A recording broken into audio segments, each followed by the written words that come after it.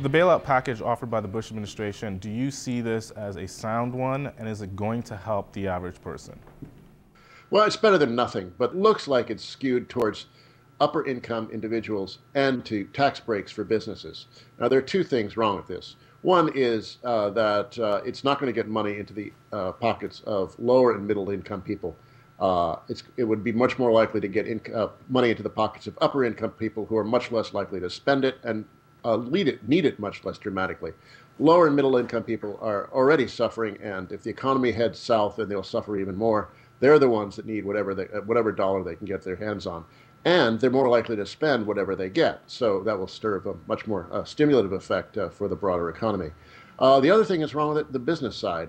Businesses do not invest on tax considerations. They invest if they think they're going to make money. And if it looks like the economy is going sour, they're not going to invest even if they get a tax credit. So these kinds of tax credits are utterly ineffectual. They have no positive effect at all. They are gravy for businesses that are already investing, but it's not going to change behavior one bit. And in a layman's perspective, how does this crisis affect the average person who, let's say, has a credit card, has a mortgage, and is expecting their pension at the end of their job?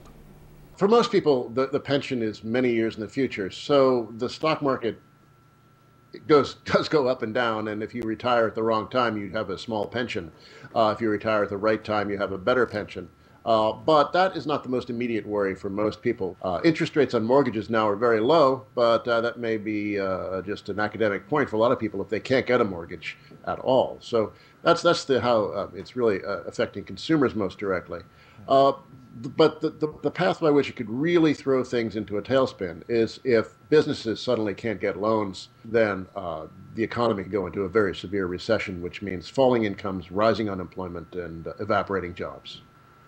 The weakness of the American labor movement is a problem on so many levels. It's the way it engages in politics is very depressing, and the fact that there's no organized labor to speak of in the private sector to represent the interests of the average worker has really done tremendous damage to people's security, to their incomes, to their benefits.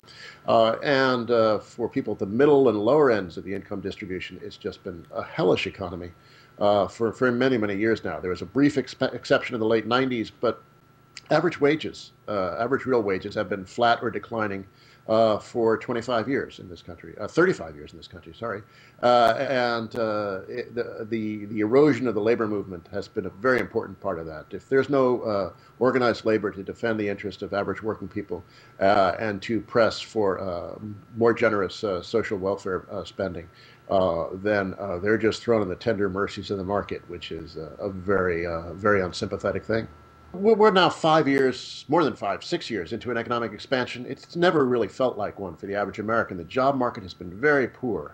Job growth has been the weakest of any post-World War II expansion. Wage growth has been very weak. The real beneficiaries of the economy since 2001 have been the very rich, the top 1% or even less of the American population. So for a lot of people, this so-called period of prosperity hasn't felt like that.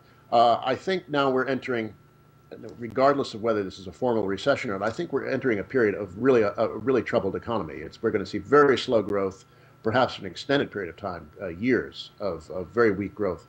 So I think we do need to talk about policies that will address that over the longer term, but that the economic outlook for the average American, which has not recently been very happy, is going to get bleaker in the coming months and years.